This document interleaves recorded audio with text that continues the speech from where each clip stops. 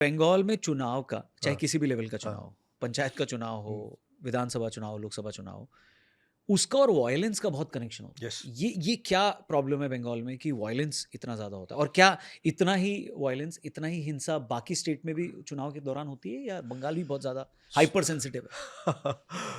सो पहले आप बोल सकते हैं 90s में बाकी जगहों पे भी इलेक्टोरल वायलेंस बहुत हाई था, बिहार में बहुत था, हाँ, हाँ। यूपी में भी था, बहुत सारे स्टेट्स में था इनफैक्ट।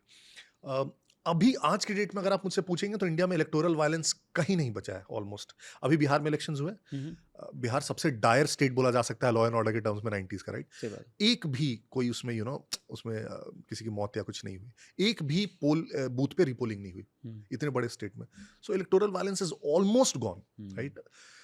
सिर्फ आपको दिखेगा अब कहीं इंडिया में तो वेस्ट बंगाल में, और हुँ, उसका बहुत पर्टिकुलर रीज़न है। एक तो जो कम्युनिस्ट आइडियोलॉजी है, they hmm, believe in that revolution hmm, against the state, but अभी स्टेट में ही है तो किसके खिलाफ करेंगे? हुँ, तो एक तो वहीं से शुरू हुई। दूसरा जो जो कैडर्स हैं, जो लोग हैं, देखिए कोई वायलेंस कब करता है? जब आपका जो स्टेक है किसी हुँ, चीज़ में बहुत हाई है and you do not want to give it up. वो कब हाई होगा आपका स्टेक? आपका स्टेक तब हाई होगा जब आप उस चीज़ से कुछ ड्रॉ कर रहे होंगे। हुँ, पैसा, पावर कुछ तो ड्रॉ कर रहे होंगे। जो पॉलिटिकल स्ट्रक्चर है बंगाल में, it's very unique across the country. Hmm, communist क्या करते हैं जनरली? उनके लिए जैसे आप जनरली क्या है, किसी स्टेट में आप देखेंगे कोई भी पार्टी जब इलेक्शन लड़ती है, तो पार्टी ने इलेक्शन लड़ा, फिर सरकार बन गई, तो सरकार और पार्टी अलग होती है एक तरह से, ठीक है? उसमें समन्वय होता है, बहुत सारी चीज़ें होती हैं, लेकिन सरकार पार्टी नहीं और पार्टी सरकार नहीं है। ठीक है। चीफ मिनिस्टर अलग है, पार्टी का अध्यक्ष अलग है, राइट? कम्युनिस्टों में आप हमेशा क्या देखेंगे? पार्टी ही सरकार है, सरकार ही पार्टी है। हुँ, चाइना में भी आप यही देखेंगे। हुँ, पार्टी का लीडर, देश का प्रेसिडेंट, करेक्ट। राइट? तो बंगाल में भी क्या है कि जब कम्युनिस्ट सरकार में आए, तो उनके जितने भी कार्यकर्ता थे हर हर लेवल पे, उनको लेजिटिमेटली एक तरह से उनके क्षेत्रों का रिप्रेजेंटेटिव बना दिया गया, हुँ, राइट? सो अगर सीपीएम का कोई जोन का सेक्रेटरी है, तो वहां का कोई बीडीओ है, तो बीडीओ सेक्रेटरी की बात इतनी लेजिटिमेसी से सुनेगा हुँ, जैसे वो शायद किसी पॉलिटिकल मतलब किसी किसी ऑफिस होल्डर की बात सुनेगा। Hmm, that party person is office holder for him, correct. Right? Now how does it change things? It changes thing because now आपने उसको लेजिटिमेसी जब दी तो उसका पावर बढ़ गया। हुँ, तब वो बीडीओ को फोन करके चार काम करा सकता है। जब वो चार काम करा सकता है तो लोगों से उसके लिए पैसे ले सकता है, हुँ, राइट? इसी को अब बंगाल के टर्म्स में कट मनी बोलते हैं, हुँ, जो कट मनी का आपने बहुत सुना होगा। राइट। नाउ हर लेवल पे ये लोग जो काम करवाते हैं, ये कुछ ना कुछ पैसा लेते हैं। ठीक है। इनफैक्ट बीच में रिपोर्ट्स आई थी, बहुत मैसिव रिपोर्ट्स आई थी कि जैसे प्रधानमंत्री आवास है, उसके लिए 10 से 25,000 रुपए लिए जाते हैं कट मनी के तौर पर।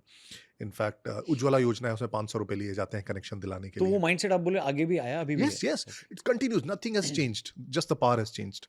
एक सोमव्याथी स्कीम है जिसमें किसी के मृत होने पे गरीब परिवारों को दाह संस्कार के लिए 2,000 रुपए दिए जाते हैं, उसमें से भी 200 रुपए लेते हैं। मनरेगा का जो डेली का वेज है, उसमें से 20 से 30 रुपए काटते हैं।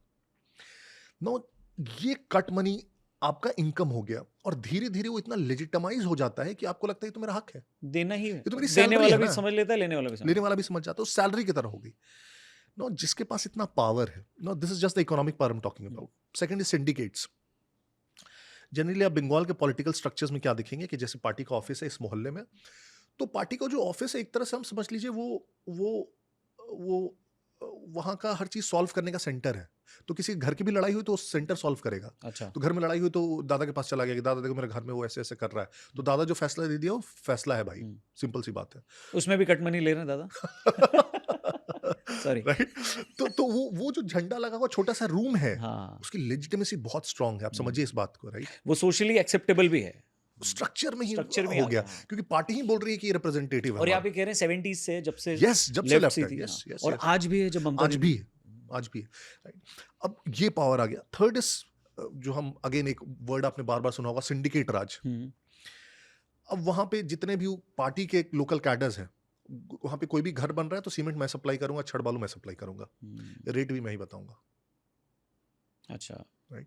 फिर धीरे-धीरे लैंड डील्स में जाने लगा, कॉलेज में एडमिशन्स में आने लगा इनफैक्ट ये। Now with all this power that you have, ये बंदा जो उस पार्टी का मेंबर है, अगर इसको लगने लगेगा कि ये पावर मेरे से चली जाएगी, सत्ता जाएगी, हुँ, तो ये क्या करेगा? तो ये वायलेंस पे रिज़ॉर्ट करेगा कि हुँ, किसी भी हाल में सत्ता नहीं जानी नहीं चाहिए। जानी चाहिए। क्योंकि सत्ता अगर गई पार्टी की तो मेरा जो पूरा पावर और इनकम है वो चला जाएगा। वो भी शाखा लेवल पे मतलब। करेक्ट। नाउ ये दूसरे जैसे दूसरी जगह पे पार्टी हो सकता है, पार्टी वर्कर बहुत मोटिवेटेड हो गए, हाँ। मैं बहुत मोटिवेटेड हूँ कि मैं बीजेपी पावर में आ जाए, लेकिन मेरे को उससे 1 रुपया नहीं आ रहा है, तो मैं अपनी जान देने तो नहीं जा रहा हूँ भाई, या हम्म, मैं किसी को मारने नहीं जा रहा हूँ उसके लिए। हम्म, किसी को कन्विंस कर दूंगा कि वोट दे दो, हम्म, लेकिन किसी को मारने नहीं जा रहा हूँ। लेकिन जहां मुझे उससे 50,000 रुपये महीने के आ रहा हूँ, इतना पावर ड्रॉ कर रहा हूँ मैं सोसाइटी में, I do anything possible hmm, to keep that power. हाँ, एंड हेंस आप देखेंगे जो वायलेंस होता है टॉप लेवल्स पे नहीं, एकदम नीचे पंचायत लेवल पे होता पंचायत है। लेवल पे हो रहा है। यस, अभी पंचायत चुनाव के बाद में जो वायलेंस हुआ यस, वहां पे, वो कितना मैसिव था। और एग्जैक्टली। कई बार हम डेमोक्रेसी की बात करते हैं, all of that, panchayat election में 1/3 सीटें बंगाल में अनकंटेस्टेड गई, हिम्मत नहीं हुई किसी के खड़े होने की टीएमसी के खिलाफ। हम्म, 1/3।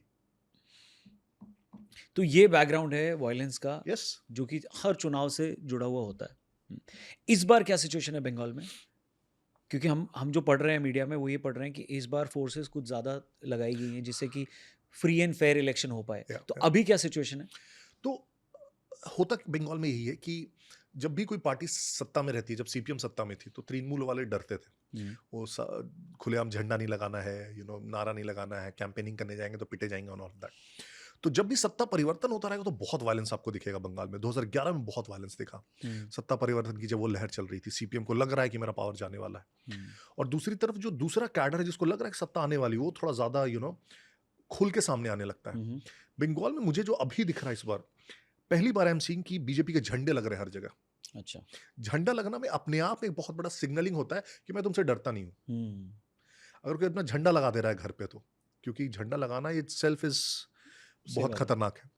बीजेपी के झंडे बहुत जगह दिख रहे हैं, गांव में, इंटीरियर इलाकों में दिख रहे हैं। हम्म, उसका एक रीजन जो आपने कहा वो है, बंगाल पुलिस को साफ साफ कह दिया गया है कि आप पोलिंग बूथ के 100 मीटर के दायरे में आप नहीं आ सकते हो। स्टेट पुलिस ही? यस। तो वहाँ मतलब बाकी फोर्सेस होंगे वहाँ? Central forces, central forces will take care of the entire polling in Bengal, election commission ने कह दिया है। और इसलिए कह दिया है, और इसलिए लोगों को अब थोड़ा सा हिम्मत आ रहा है। तो अभी भी आप देखेंगे कि जहां कहीं भी थोड़े थोड़े इंसिडेंट्स हो रहे हैं, सेंट्रल फोर्सेस तुरंत रिएक्ट कर रहे हैं। हम्म, बीच में आपने एक इंसिडेंट देखा होगा, जो जुडिशियल ऑफिसर्स एसआईआर का सुन रहे थे, वो हाँ हाँ, उनको घेर लिया था, 60 जुडिशियल ऑफिसर्स करेक्ट, को बंधक बना लिया था। जी जी, उनको फिर सेंट्रल फोर्सेस ने पकड़ा, निकाल के लेके आए। तो जो पार्टी वर्कर्स है वो देख रहे हैं कि यार इस बार ज्यादा करने पे अपनी लग सकती है, राइट। तो वहां पे थोड़ा डर है, और जो बीजेपी के वर्कर्स हैं हम्म, उनमें वो हिम्मत दिख रही है। प्लस गृह मंत्री ने साफ साफ कह दिया है कि इनफैक्ट इलेक्शन कमीशन ने, कि जो सेंट्रल फोर्सेस है वो इलेक्शन के बाद भी वहां पे रुकेंगी। अच्छा, सो दैट पोस्ट पोल जो वायलेंस है एग्जैक्टली, उसको कंट्रोल। पोस्ट पोल वायलेंस भी नहीं हो, राइट।